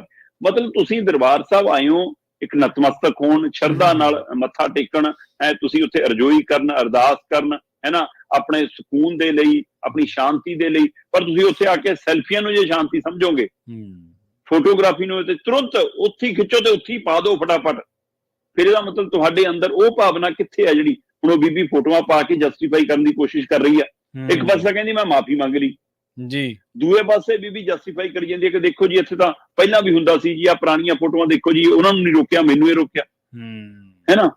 ਤੇ ਇਹ ਸਾਰੇ ਇਹ ਫਿਰ ਇਹ ਵੀ ਪਾਉਣ ਦੀ ਕੋਸ਼ਿਸ਼ ਕਰੀਏ ਕਿ ਮੈਂ ਤਾਂ ਇੱਕ ਦਿਨ ਪਹਿਲਾਂ ਸੇਵਾ ਵੀ ਕਰਕੇ ਗਈ ਹਾਂ, ਮੈਂ ਉਦੋਂ ਮੱਥਾ ਟੇਕਿਆ ਸੀ, ਫਿਰ ਦੂਏ ਦਿਨ ਫੋਟੋ ਖਿਚਾਉਣੇ ਕਿਉਂ ਆਈ ਸੀ?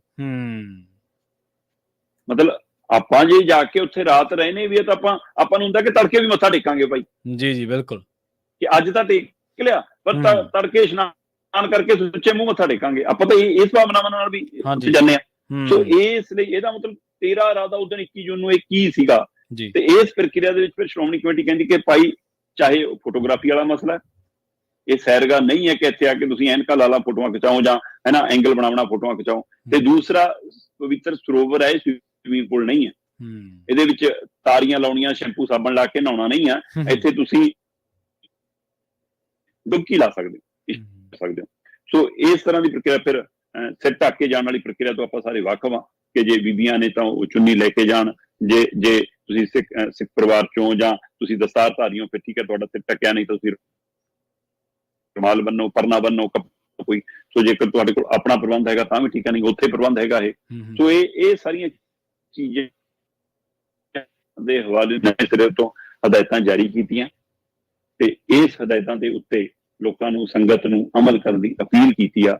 ਪਰ ਮੈਨੂੰ ਲੱਗਦਾ ਕਿ ਬੇਸ਼ੱਕ ਸ਼੍ਰੋਮਣੀ ਕਮੇਟੀ ਨੇ ਕੱਲ ਵੀ ਸੇਵਾਦਾਰਾਂ ਨੂੰ ਵੀ ਮੀਟਿੰਗ ਬੁਲਾਈ, ਉਹਨਾਂ ਨੂੰ ਵੀ ਸਮਝਾਇਆ ਕਿ ਜੇਕਰ ਕੋਈ ਵੀ ਕਿਸੇ ਇਹ ਤੁਹਾਨੂੰ ਦਿਖਦਾ ਹੈ ਤਾਂ ਉਸਨੂੰ ਨਿਮਰਤਾ ਨਾਲ ਟੋਕਣਾ, ਕਿਉਂਕਿ ਉੱਥੇ ਵੀ ਕਈ ਵਾਰ ਵਰਸੇ ਹੁੱਬਾ ਮਾਰ ਕੇ ਮਤਲਬ ਸਮਝਾਉਣ ਦੀ ਕੋਸ਼ਿਸ਼ ਕੀਤੀ, ਜਿਹੜੀ ਇਹ ਵੀ ਤਰੀਕਾ ਸਹੀ ਨਹੀਂ ਹੈ।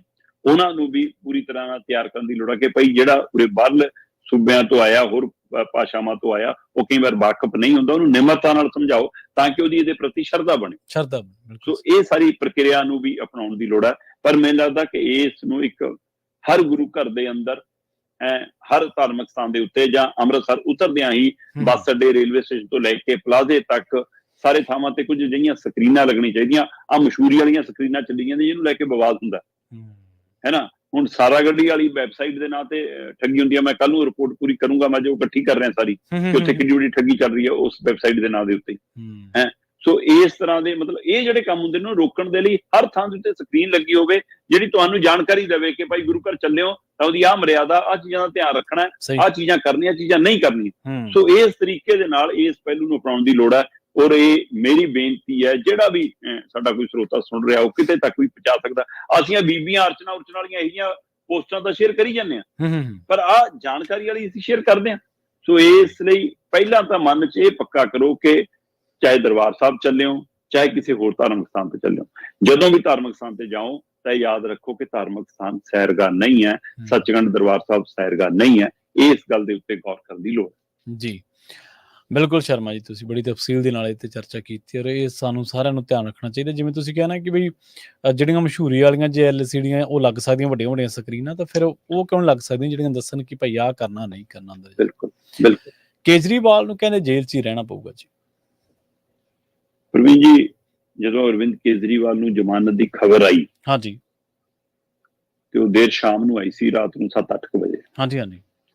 ਤੇ ਉਸੇ ਸਮੇਂ ਲੱਡੂ ਡੱਬੇ ਵੰਡਣੇ ਸ਼ੁਰੂ ਕਰ ਲਏ, ਆਤਿਸ਼ਬਾਜ਼ੀਆਂ ਚਲਾਉਣੀਆਂ ਸ਼ੁਰੂ ਕਰ ਲਈਆਂ। ਚਲੋ ਉਹ ਅੱਧੇ ਲੱਡੂ ਰੱਖ ਲਏ, ਕਹਿੰਦੇ ਕਿ ਸਵੇਰੇ ਵੰਡਾਂਗੇ। ਹੁਣ ਉਹ ਸਰਦੀਆਂ ਤਾਂ ਹੈ ਨਹੀਂ ਹੈ ਕਿ 4 ਦਿਨ ਚੱਲ ਜਾਣਗੇ, ਗਰਮੀ ਇੰਨੀ ਸੀ, ਲੱਡੂ ਤਾਂ ਖਰਾਬ ਹੀ ਹੋਣੇ ਸੀ ਜੀ। ਬਿਲਕੁਲ। ਸੋ ਉਹ ਵਿਚਾਰੇ ਲੱਡੂ ਸਵੇਰ ਨੂੰ ਖਰਾਬ ਹੁੰਦੇ ਹੁੰਦੇ ਇੰਨੇ ਦਿਨ ਲੰਘ ਗਏ। ਕਿਉਂਕਿ ਈਡੀ ਨੂੰ ਮੌਕਾ ਦਿੱਤਾ ਹੇਠਲੀ ਅਦਾਲਤ ਨੇ, ਠੀਕ ਹੈ ਤੁਸੀਂ ਜਾ ਕੇ ਸੁਣਵਾਈ ਕਰ ਸਕਦੇ ਹੋ, ਇਹਨੂੰ ਚੈਲੰਜ ਕਰਨਾ ਕਰ ਲਓ। ਉਹਨਾਂ ਨੇ ਸਵੇਰ ਪੈਂਦੇ ਹੀ ਚੈਲੰਜ ਕਰ ਲਿਆ। ਚੈਲੰਜ ਕੀਤਾ ਤਾਂ ਪੰਜਾਬ ਦਿੱਲੀ ਹਾਈ ਕੋਰਟ ਕਹਿੰਦੀ ਕਿ ਨਾ, ਅਸੀਂ ਤੁਰੰਤ ਤਾਂ ਨਹੀਂ ਇਹਦੇ ਪਰ ਸੁਣਵਾਈ ਕਰਦੇ, ਕੋਈ ਇਹੋ ਜਿਹਾ ਵੀ ਕੋਈ ਅੱਗ ਨਹੀਂ ਲੱਗੀ, ਕੋਈ ਗੱਲ ਨਹੀਂ, 100 ਮੰਗਲਵਾਰ ਦੇਖਾਂਗੇ। 100 ਮੰਗਲਵਾਰ ਉਹਨਾਂ ਨੇ ਜਦੋਂ ਸੁਣਵਾਈ ਕੀਤੀ ਤੇ ਉਹ ਤੋਂ ਪਹਿਲਾਂ ਕੇਜਰੀਵਾਲ ਹੋਰਾਂ ਦੀ ਧਿਰ ਆਪਣਾ ਸੁਪਰੀਮ ਕੋਰਟ ਪਹੁੰਚ ਗਈ ਕਿ ਜੀ ਦੇਖੋ ਸਾਨੂੰ ਜ਼ਮਾਨਤ ਨਹੀਂ ਦਿੰਦੇ, ਹੇਠਲੀ ਅਦਾਲਤ ਨੇ ਜ਼ਮਾਨਤ ਦਿੱਤੀ। ਸੁਪਰੀਮ ਕੋਰਟ ਕਹਿੰਦੀ ਕਿ ਭਾਈ ਜਦ ਮਾਮਲਾ ਹੁਣ ਹਾਈ ਕੋਰਟ 'ਚ ਪਿਆ ਤਾਂ ਫਿਰ ਇੰਨੀ ਕਾਹਲ ਕਾਹਦੀ ਆ।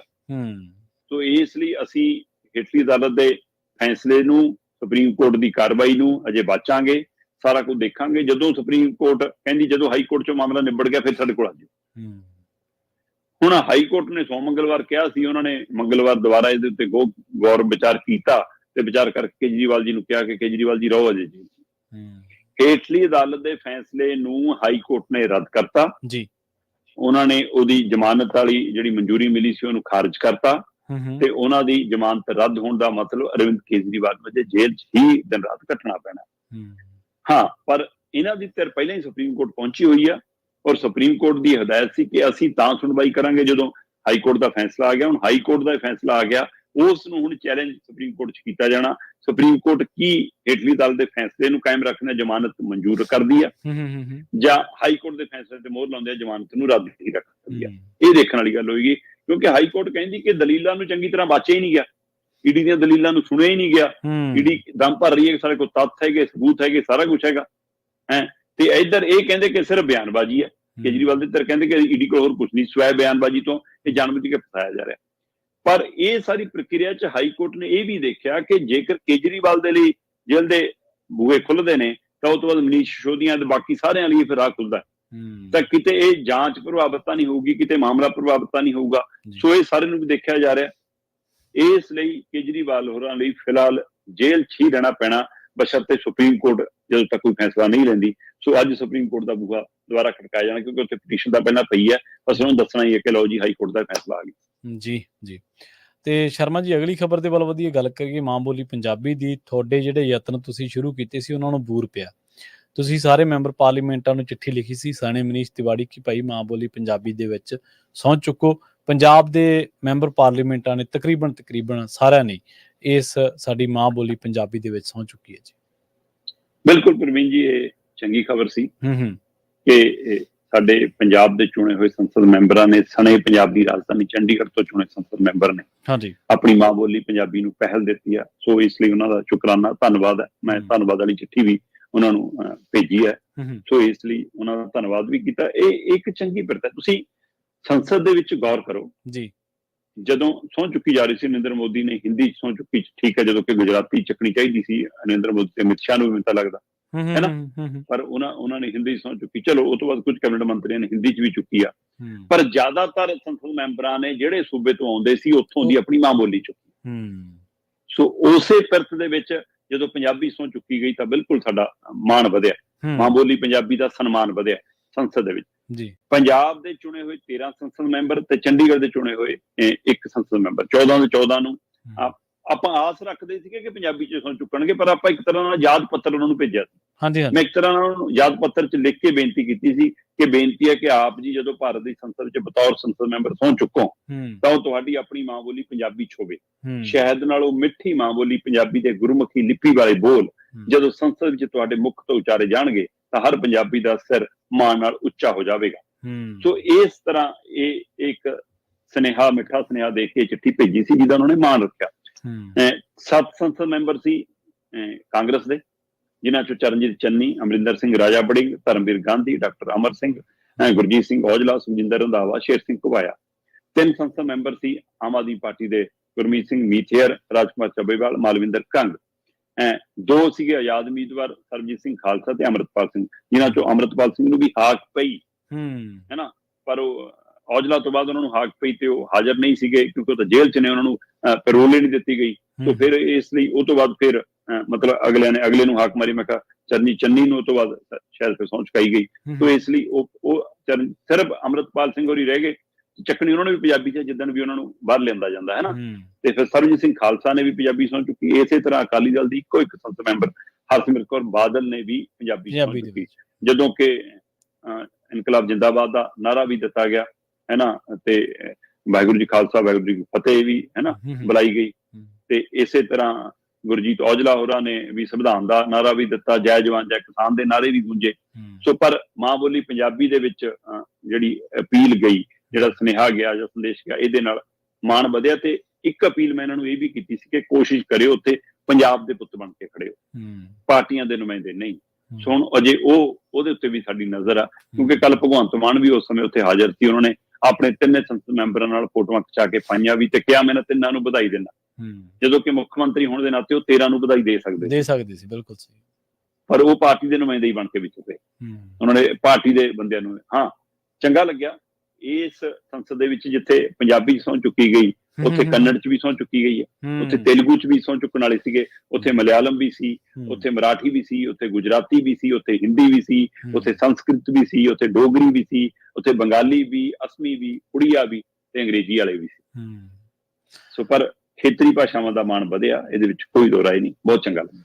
ਦੇਖੋ, ਭਾਰਤ ਦੇ ਜਿਹੜੇ ਲੋਕਾਂ ਨੇ ਸੰਵਿਧਾਨ ਪੜ੍ਹਿਆ ਤੇ ਉਹਨਾਂ ਨੂੰ ਚੰਗੀ ਤਰ੍ਹਾਂ ਪਤਾ ਕਿ ਇਹ ਯੂਨੀਅਨ ਆਫ ਸਟੇਟਸ ਹੈ, ਤਰ੍ਹਾਂ ਦੀਆਂ ਸਟੇਟਾਂ ਦੀ ਇੱਕ ਯੂਨੀਅਨ ਹੈ। ਤੇ ਇਸ ਯੂਨੀਅਨ ਦੇ ਵਿੱਚ ਅਨੇਕ ਹੈ ਫਿਰ ਏਕ ਵਾਲਾ, ਜਿਵੇਂ ਆਪਾਂ ਨਾਅਰਾ ਕਹਿੰਦੇ ਆ ਕਿ ਤਰ੍ਹਾਂ ਦੇ ਫੁੱਲ ਨੇ, ਤਰ੍ਹਾਂ ਦੀਆਂ ਭਾਸ਼ਾਵਾਂ, ਤਰ੍ਹਾਂ ਦੀਆਂ ਬੋਲੀਆਂ, ਤਰ੍ਹਾਂ ਦੇ ਖਿੱਤੇ ਨੇ। ਹਰ ਇੱਕ ਖਿੱਤੇ ਦੀ ਆਪਣੀ ਅਹਿਮੀਅਤ ਹੈ, ਚਾਹੇ ਉਹਦੇ 'ਚ 2 ਲੋਕ ਹੀ ਕਿਉਂ ਨਾ ਰਹਿੰਦੇ ਹੋਣ, ਚਾਹੇ ਇੱਕ ਹੀ ਕਿਉਂ ਨਾ ਰਹਿੰਦਾ ਹੋਵੇ। ਹਰ ਬੋਲੀ ਦੀ ਆਪਣੀ ਅਹਿਮੀਅਤ ਹੈ, ਚਾਹੇ ਇੱਕ ਬੰਦਾ ਹੀ ਉਹਨੂੰ ਬੋਲਦਾ ਕਿਉਂ ਨਾ ਹੋਵੇ। ਚੰਗੀ ਗੱਲ ਆ, ਕੰਨੜ ਵਾਲੇ ਵੀ ਵਧਾਈ ਦੇ ਪਾਤਰ ਨੇ। ਔਰ ਜਿਵੇਂ ਤੁਸੀਂ ਕਿਹਾ ਵੀ ਹੁਣ ਇਹਨਾਂ ਨੇ ਪੰਜਾਬ ਦੇ ਪੁੱਤ ਖੜ ਕੇ ਬਣ ਕੇ ਦਿਖਾਉਣ, ਚਲੋ ਸਹੁੰ ਚੁੱਕ ਲਈ, ਸ਼ਾਬਾਸ਼ੀ ਹੈ। ਉਮੀਦਾਂ ਹਲੇ ਬਾਕੀ ਨੇ, ਜਿਹੜੀਆਂ ਜਿਨ੍ਹਾਂ ਤੇ ਪੂਰਾ ਉਤਰਨਗੇ, ਇਸ ਚੀਜ਼ ਦੀ ਉਡੀਕ ਰਹੇਗੀ। ਅਗਨੀਵੀਰ ਸਕੀਮ ਦੀ ਗੱਲ ਕਰੀਏ, ਭਾਜਪਾ ਦੇ IT ਸੈੱਲਾਂ ਦੇ ਵਿੱਚ ਕੰਮ ਕਰਨ ਵਾਲਾ ਤੇ ਭਾਜਪਾ ਦੇ ਸੁਨੇਹਿਆਂ ਨੂੰ WhatsApp ਤੇ ਫਾਰਵਰਡ ਕਰਨ ਵਾਲਾ ਇੱਕ ਤਬਕਾ, ਜਿਹਦੇ ਵਿੱਚ ਨੌਜਵਾਨੀ ਵੀ ਸੀ। ਜਦੋਂ ਇਹ ਅਗਨੀਵੀਰ ਸਕੀਮ ਆਈ ਤਾਂ ਬਹੁਤ ਵੱਡੀ ਗਿਣਤੀ ਦੇ ਵਿੱਚ ਸ਼ਰਮਾ ਜੀ ਟੁੱਟਿਆ, ਉਹ ਹਤਾਸ਼ ਨਜ਼ਰ ਆਇਆ, ਨਿਰਾਸ਼ ਨਜ਼ਰ ਆਇਆ।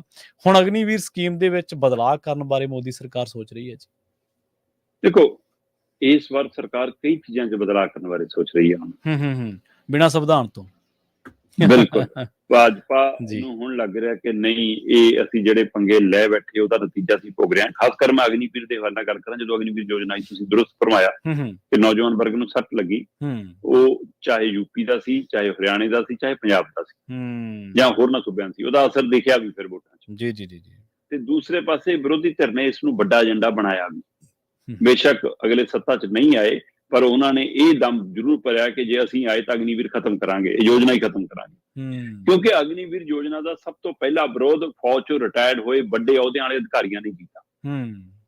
ਉਹਨਾਂ ਨੇ ਸਵਾਲ ਖੜੇ ਕੀਤੇ ਸੀ ਕਿ ਅਗਨੀਵੀਰ ਯੋਜਨਾ ਇਹ ਭਾਰਤ ਦੀ ਗਰਮਾਂ ਨੂੰ ਵੀ ਠੇਸ ਪਹੁੰਚਾਊਗੀ, ਭਾਰਤ ਦੇ ਮਾਣ ਨੂੰ ਵੀ ਠੇਸ ਪਹੁੰਚਾਊਗੀ, ਇਹ ਤੁਹਾਡੀ ਫੌਜ ਨੂੰ ਵੀ ਕਮਜ਼ੋਰ ਕਰ ਦੂਗੀ।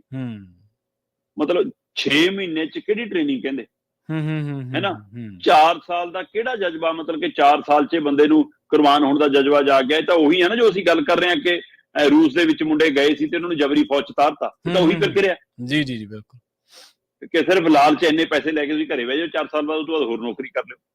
ਮਤਲਬ ਬੰਦਾ ਕੁਵਾਰਾ ਹੀ ਭਰਤੀ ਹੋਊਗਾ ਤੇ ਕੁਵਾਰਾ ਹੀ ਰਿਟਾਇਰ ਹੋ ਜਾਊਗਾ। ਜੀ। ਸੋ ਉਸ ਪ੍ਰਕਿਰਿਆ ਨੂੰ ਜਦੋਂ ਸਵਾਲਾਂ ਦੇ ਘੇਰੇ 'ਚ ਆ ਗਈ ਤੇ ਚੋਣ ਨਤੀਜਿਆਂ 'ਚ ਅਸਰ ਦਿਖਿਆ।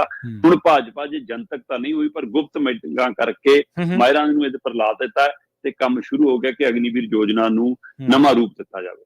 ਅਜੇ ਰੱਦ ਕਰਨ ਵਾਲੀ ਕਵਾਇਦ ਤਾਂ ਨਹੀਂ ਹੈਗੀ ਇਹਨਾਂ ਦੀ, ਜਦੋਂ ਕਿ ਅਜੇ ਵੀ ਫੌਜੀ ਅਧਿਕਾਰੀਆਂ ਦਾ, ਰਿਟਾਇਰਡ ਅਧਿਕਾਰੀਆਂ ਦਾ ਮੰਨਣਾ ਹੈ ਕਿ ਇਸ ਦੀ ਬਜਾਏ ਅਸਲ 'ਚ ਜੋ ਫੌਜੀ ਭਰਤੀ ਦੀ ਪ੍ਰਕਿਰਿਆ ਉਸੇ ਨੂੰ ਅਮਲੀ ਜਾਮਾ ਕਰਨਾ ਚਾਹੀਦਾ। ਪਰ ਇਸ ਯੋਜਨਾ ਦੇ ਉੱਤੇ ਹੁਣ 3 ਪੜਾਵਾਂ 'ਚ ਭਾਜਪਾ ਕੰਮ ਕਰ ਰਹੀ ਹੈ। ਜਿਹੜੀ ਪਹਿਲਾਂ ਤਾਂ ਸੀਗਾ ਕਿ ਇਹਦੇ ਵਿੱਚ ਟ੍ਰੇਨਿੰਗ ਪੀਰੀਅਡ 6 ਮਹੀਨੇ ਦਾ ਸੀ। ਠੀਕ ਹੈ ਜੀ। ਹੁਣ ਇਹਨੂੰ ਸਾਲ ਤੋਂ 1.5 ਸਾਲ ਕਰਨ ਬਾਰੇ ਸੋਚ ਰਹੀ ਹੈ। ਹੂੰ ਫਿਰ ਨੌਕਰੀ ਦਾ ਪੀਰੀਅਡ ਜਿਹੜਾ ਸੀਗਾ ਉਹ 4 ਸਾਲ ਦਾ ਸੀਗਾ, ਉਹਨੂੰ 7 ਤੋਂ 10 ਸਾਲ ਕਰਨ ਬਾਰੇ ਸੋਚ ਰਹੀ ਆ। ਹੂੰ ਫਿਰ ਜਿਹੜੀ ਇਹਨਾਂ ਦੇ ਵਿੱਚੋਂ ਘਰਾਂ ਤੋਰਨ ਵਾਲੀ ਪ੍ਰਕਿਰਿਆ ਸੀ ਉਹ 75% ਸੀਗਾ, 75% ਘਰੇ ਤੋਰਾਂਗੇ, 25% ਨੂੰ ਦੂਜੀ ਫੌਜ 'ਚ ਲੈ ਜਾਾਂਗੇ। ਠੀਕ ਹੈ। ਹੁਣ ਇਹਨੂੰ 50-50 ਤੇ ਕਰ ਰਹੀ ਹੈ ਕਿ 50% ਨੂੰ ਘਰੇ ਤੋਰੋ, 50 ਨੂੰ ਇੱਧਰ ਲਿਆਓ। ਸੋ ਇਸ ਤਰ੍ਹਾਂ ਇਹਨਾਂ ਤਿੰਨਾਂ ਪੜਾਵਾਂ ਦੇ ਉੱਤੇ ਗੌਰ ਕੀਤਾ ਜਾ ਰਿਹਾ। ਆਉਂਦੇ ਸਮੇਂ 'ਚ ਇਹਦਾ ਅਸਰ ਵੀ ਦਿਖੂਗਾ।